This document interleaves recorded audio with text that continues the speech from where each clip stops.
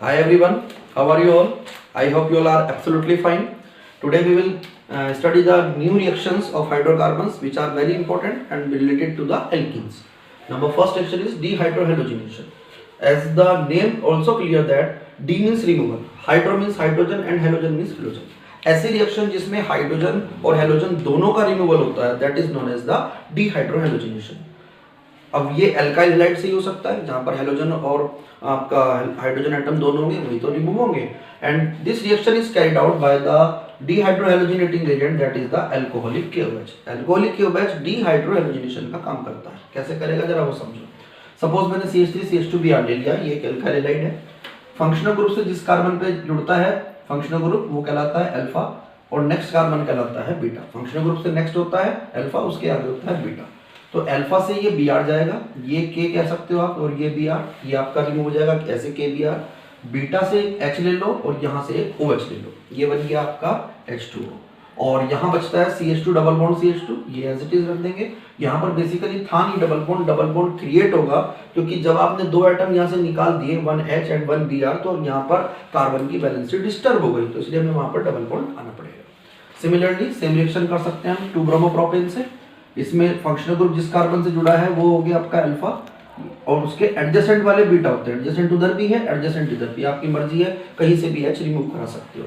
तो 1Br और 1K as usual ये बन जाएगा KBr और एक H कह लो सपोज इस H बीटा पोजीशन से और एक OH, ये आपके बना देंगे H2O. तो यहाँ पर आपका बचेगा CH3 CH double bond CH2.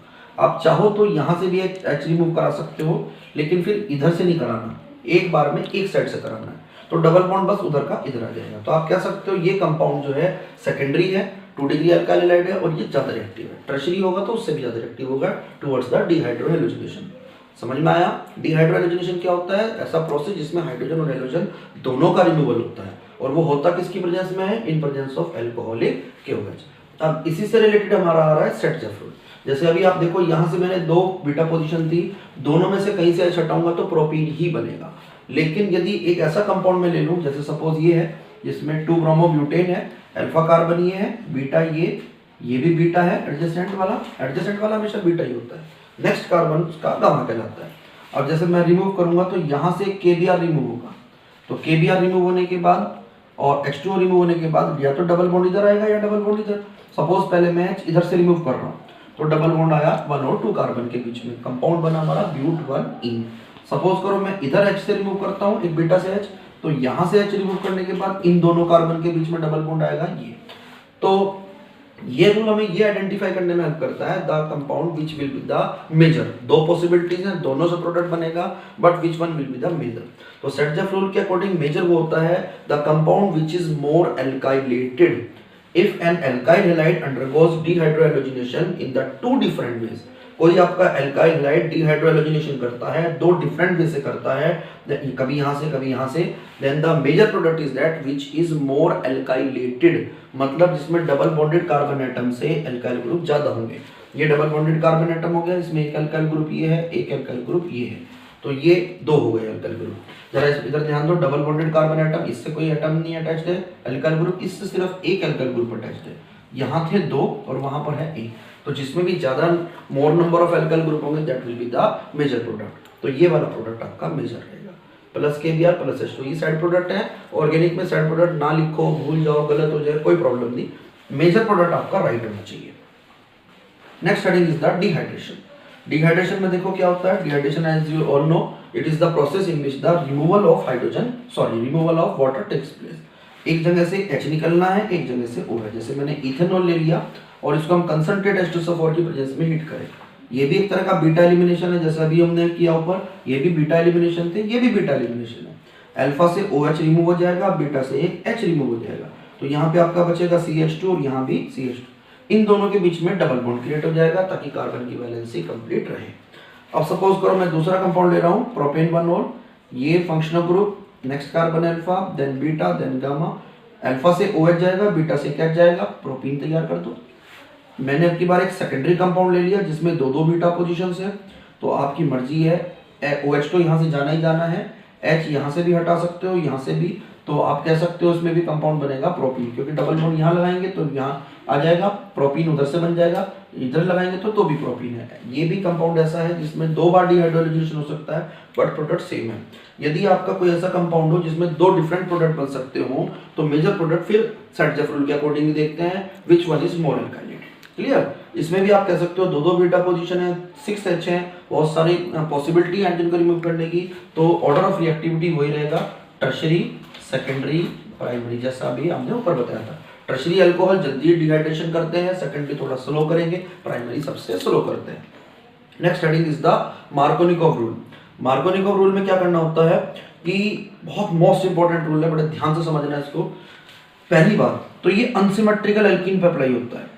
Unsymmetrical मतलब डबल बॉन्ड के इधर कुछ इधर कुछ, सेम ग्रुप नहीं होने चाहिए। अनसिमेट्रिकल रीजेंट पे होता है। अनसिमेट्रिकल मतलब सेम ग्रुप्स ना हो। मान लो H2 पे मैं लगाऊं तो नहीं लगेगा, Br2 पे लगाऊं नहीं लगेगा, HBr पे लग सकता है। देन क्या होता है rule, negative part of the attacking reagent, ये है negative part, goes to that carbon which has less number of hydrogen atom. Less number किस पे है, इस वाले कार्बन पे लेस है। तो negative part of attacking reagent goes to that carbon which has less number of hydrogen atom. और hydrogen किस पे चला जाएगा, दूसरे वाले कार्बन पे जिसपे मोर नंबर ऑफ H है। डबल बॉन्ड यानी कि एल्कीन्स की जनरल प्रॉपर्टी होती है एडिशन रिएक्शन। तो एडिशन के टाइम नेगेटिव पार्ट कहाँ जाना है, जहां पर less number of hydrogen atom है, पॉजिटिव पार्ट कहाँ जाना है, जहां पर मोर है। तो Br आपको यहाँ अटैच करना है, H यहाँ अटैच करना है, तो आपका बन जाएगा 2-ब्रोमोप्रोपेन। सिमिलरली यही रूल HCl पे भी अप्लाई हो सकता है, क्योंकि वो भी अनसिमेट्रिकल एल्कीन है। Negative part of attacking reagent goes to that carbon which has less number of hydrogen atom. Similarly H atom goes to this carbon atom. Product will be CH3, CH, Cl, CH3. तो 2-क्लोरोप्रोपेन बना। Most important rule है, अच्छी तरह से इसको समझना है। ये रूल किसी और पे भी लग सकता है, ये भी अनसिमेट्रिकल रिएजेंट है, ध्यान रहे बस अनसिमेट्रिकल एल्कीन पे लगेगा। जैसे ये आपका एल्कीन है, ये अनसिमेट्रिकल है। वाटर जो है वो भी अनसिमेट्रिकल रिएजेंट है। Negative part of attacking reagent goes to that carbon which has less number of hydrogen atoms. तो OH यहाँ जाएगा, H यहाँ अटैच होगा। सिमिलरली एक और एल्कीन लेते हैं, डबल बॉन्ड के उधर देखो कुछ और ग्रुप है, CH2 है, इधर CH3C CH3 है, तो डिफरेंट हो गए, लगा सकते हो आप Markovnikov rule. Negative part of attacking reagent goes to that carbon which has less number of hydrogen atom. जैसे बना CH3C, उस पे CH3, फिर CH3 OH, ये आपका बन गया 2-मिथाइल प्रोपेन 2-ऑल। अब करते हैं ओजोनोलिसिस, ये भी मोस्ट इंपोर्टेंट रिएक्शन है। जैसे भी हमने मार्कोनिकॉफ रूल किया है, इसी तरह से बाद में हम एंटी मार्कोनिकॉफ रूल भी करेंगे, ठीक ना। तो मार्कोनिकॉफ एंटी मार्कोनिकॉफ दोनों होते हैं। एंटी मार्कोनिकॉफ रूल अभी बाद में डिस्कस करेंगे, पहले जरा ओजोनोलिसिस को डिस्कस करते हैं। ओजोनोलिसिस में क्या होता है, सबसे पहले नाम से क्लियर है, ओजोन। तो एल्कीन्स पे आप ओजोन का एडिशन कर दो और जो कंपाउंड बनता है addition product, that is known as ozonide. इस तरह के कंपाउंड को बोलते हैं ओजोनाइड। जैसे यहाँ पर ये भी बना है तो इसको भी बोलेंगे ओजोनाइड, ठीक है। ओजोन ऐड करो, O। फिर उसके बाद हम इसका हाइड्रोलिसिस करते हैं in the presence of the zinc. आप इसको रिडक्शन भी कह सकते हो, क्योंकि ऑक्सीजन का रिमूवल होगा। तो ये बॉन्ड यहाँ से ब्रेक हो सकता है, ये बॉन्ड यहाँ पर ब्रेक होगा, तो ये आपका बन रहा है CH2O which can be written as HCHO, जिसको आप इजीली HCHO लिख सकते हो, मींस एल्डिहाइड बनते हैं। इस रिएक्शन की खास बात ये होती है, इसमें एल्डिहाइड या कीटोन ही बनते हैं, इनके अलावा कोई तीसरा प्रोडक्ट नहीं बनता। ऑर्गेनिक की बात करें, ये H2O2 तो साइड प्रोडक्ट है, और ये ऑक्सीजन वाटर के साथ रिएक्शन होकर ये बन गया आपका H2O2। जिंक इस रिएक्शन में ऑक्सीजन को रिमूव कराने में हेल्प करता है भाई। इसी तरह से प्रोपीन पे कर सकते हैं, डबल बॉन्ड ये है, यहीं पर एडिशन होगा, ये बनेगा CH3 CH O CH2, ring बन गया। जब इसका हाइड्रोलिसिस करोगे तो बॉन्ड यहाँ से ब्रेक होगा, यहाँ से ब्रेक होगा in the presence of zinc and H2O। तो ये प्रोडक्ट बन गया आपका CH3 CHO, उधर बन गया HCHO, और ये जो ऑक्सीजन बचा ये वाटर के साथ जुड़ के बन गया H2O2। इस रिएक्शन में भी आपके एल्डिहाइड ही बने, ये डिपेंड करता है आपने एल्कीन कैसा लिया हुआ है। अब मैं एल्कीन ऐसा लूंगा जिसमें आपका वो बनेगा कीटोन, और एल्डिहाइड भी बन सकता है। देखो कैसे, ये एल्कीन है, ये डबल बॉन्ड है, यहीं पर आपने ओजोन ऐड करना है, O। जिस टाइम आप ऐड करोगे तो यहाँ से बॉन्ड ब्रेक हो जाएगा, और उधर वाला बन गया HCHO, इधर बना CH3CO, तो अब की बार आप कह सकते हो कीटोन बन रहा है, साथ में जो साइड प्रोडक्ट है वो H2O2 बनता है। तो एल्कीन के ऊपर डिपेंड करेगा कि भाई हमारा एल्डिहाइड बनेगा या कीटोन बनेगा या दोनों बनेंगे या एक ही बनेगा, depend upon alkene. Next process is the polymerization, ये भी इंपॉर्टेंट रिएक्शन है। इन दिस रिएक्शन, नाम से क्लियर है देखो, पॉली मीन्स मैनी, मर मीन्स कंपाउंड, ऐसा प्रोसेस जिसमें बहुत सारे रिएक्टेंट आपके कंबाइन होते हैं और सिंगल प्रोडक्ट बनता है। एल्कीन जैसे सपोज हमने इथीन लिया, इथीन को हाई टेम्परेचर पे हाई प्रेशर पे कंबाइन कराते हैं, रिएक्शन कराते हैं, हीट करेंगे, तो ये जो इथीन मॉलिक्यूल्स हैं ये आपस में जुड़ के एक सिंगल प्रोडक्ट बनाते हैं, उसे बोलते हैं polythene, and the process is known as the polymerization. और इसमें जो n की वैल्यू है थोड़ी बहुत नहीं है, ओवर देन 1000 हो सकती है। इतने मॉलिक्यूल्स आपस में जुड़ के CH2 की चेन सी बना देते हैं, और जो हमारा पॉलीमर बन जाता है जिसको हम बोलते हैं पॉलीमर। जो प्रोडक्ट होता है वो पॉलीमर, जो रिएक्टेंट होता है वो कहलाता है monomer, and the process is known as polymerization. और जो प्रोडक्ट रिएक्टेंट के नेम है, रिएक्टेंट के नाम में बस पॉली लगा देते हैं, जैसे इथीन था तो ये बन गया पॉलीथीन। सिमिलरली हमने एक कंपाउंड लिया है विनाइल क्लोराइड। विनाइल क्लोराइड होता है CH2 double bond CH Cl। इसका जब आप पॉलीमराइजेशन कराओगे हाई टेम्परेचर हाई प्रेशर पे, तो चेन बनती चली जाएगी CH2 CHCl CH2 CHCl, ये रिपीटेशन चलता रहता है n टाइम्स, और n की वैल्यू यहाँ भी ओवर देन 1000 है, and this product is known as the polyvinyl chloride. Poly मतलब मैनी, विनाइल मतलब विनाइल ग्रुप था ये CH2CH, और Cl मतलब क्लोराइड। जो आपने सुना भी होगा PVC प्लास्टिक के पाइप्स वगैरह बनते हैं, बेसिकली वो एक तरह का पॉलीमर ही है। पॉलीथीन आप घरों में यूज करते हो, दैट इज द पॉलीथीन। ये यहाँ पर पॉलीमराइजेशन हमारा फिनिश हो गया। इसके एक दो एग्जांपल और भी कर सकते हो आप। पॉलीमराइजेशन में बस सिंपल यही होता है, large number of simple molecule जुड़ते हैं, सिंगल प्रोडक्ट बनता है। Now the next very important rule is anti Markovnikov rule. Anti Markovnikov rule भी अपने आप में बहुत इंपॉर्टेंट रूल है। इसका दूसरा नाम है पेरोक्साइड इफेक्ट, और तीसरा इसको बोलते हैं खैराश इफेक्ट। खैराश साइंटिस्ट के नाम से, पेरोक्साइड यहाँ पर हम जो रिएजेंट लेंगे उसके अकॉर्डिंग है। जैसे मार्कोनिकोव था उसका जस्ट अपोजिट होता है। इसमें क्या होगा कि negative part of attacking reagent, यदि आप कोई अनसिमेट्रिकल एल्कीन ले रहे हो और उस पर HBr का एडिशन कर रहे हो, तो अभी तक क्या हो रहा था, नेगेटिव पार्ट अटैकिंग रिएजेंट का वहां जा रहा था जहां लेस नंबर ऑफ एटम है, H जा रहा था अपोजिट पे।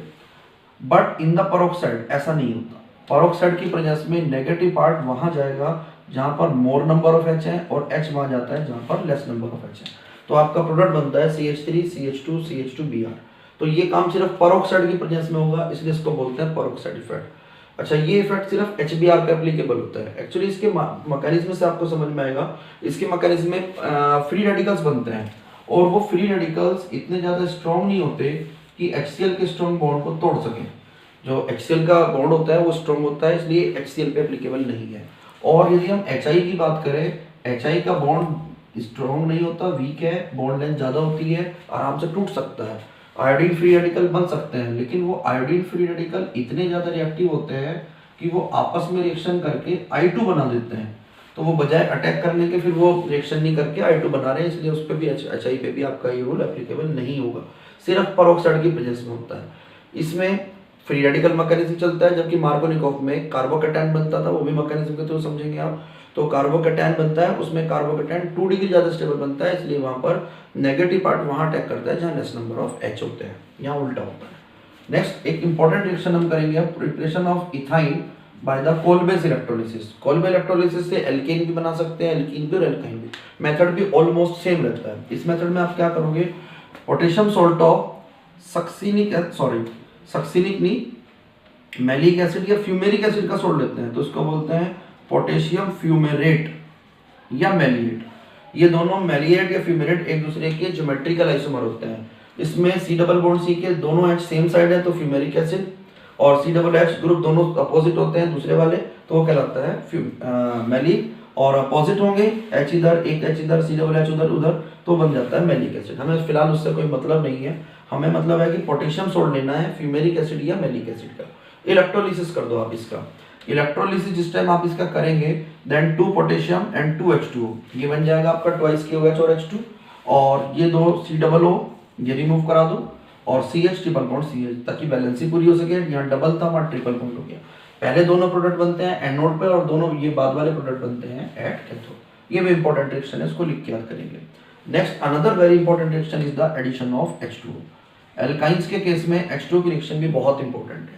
अब ये डायरेक्ट H2O नहीं ऐड होता, इसमें हम लेना पड़ता है हमें 1% HgSO4 और 40% के करीब H2SO4।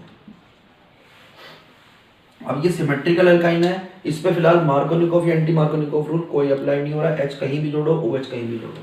मैंने H सपोज यहाँ जोड़ दिया फर्स्ट कार्बन पे और OH जोड़ दिया आपका CH पे दूसरे कार्बन पे, तो ये बना CH2 डबल बॉन्ड CHOH। ये ना इनोल फॉर्म बनी है, जैसे आपने टोटोमेरिज पढ़ा था पिछले चैप्टर में, एक होती है कीटो फॉर्म, एक होती है enol form. Enol form less stable होती है, तो ये it undergoes the rearrangement, then H hydrogen atom goes to the CH2 group and double bond goes to the between carbon and oxygen, then we get CH3COH यानी कि CH3CHO। this compound is known as the ethanol। इस method से aldehyde सिर्फ इकलौता यही बनता है, बाकी सारे कीटोन्स बनते हैं। अब यही सेम प्रोसीजर मैं प्रोपाइन पे लगाना चाह रहा हूँ, सेम रिएजेंट है। कहीं कहीं ना जानबूझ के कंफ्यूज करने को आपको ऐसे दे देंगे mercurous ion and H ion, तो आपको खुद समझना है कि मर्क्यूरस है 1% HgSO4 और H आयन है आपका 40% H2SO4। तो उस केस में आपकी बार देखो मार्कोनिकोव रूल लग सकता है, ट्रिपल बॉन्ड की उधर कुछ है इधर कुछ है, ये नेगेटिव पार्ट आप यहाँ ले जाओ कार्बन पे, H आप इस पे अटैच कर दो, तो ये बन जाएगा CH3COH double bond CH2। Rearrangement कराओ क्योंकि ये भी इनोल फॉर्म है which is less stable. Double bond का एक बॉन्ड यहाँ शिफ्ट कर दो, H ऊपर शिफ्ट कर दो, तो ये बन जाता है CH3CO CH3, that is the propanone. और ये भी कीटोन बनाने का बहुत अच्छा मेथड है, इंपॉर्टेंट मेथड है। रिएक्शन को बार बार लिख के याद करना, ये कंप्लीट द फॉलोइंग रिएक्शन में भी आती है। आई होप ये वीडियो आपको क्लियर हुई होगी। सारी रिएक्शंस आप लिख लिख के याद करो, जितना लिखोगे उतना याद होगा। मेरी वीडियो को लाइक कर देना, चैनल को सब्सक्राइब नहीं किया तो सब्सक्राइब करना, और वीडियोस को शेयर करो, कमेंट करो। Bye bye, see you in the next video.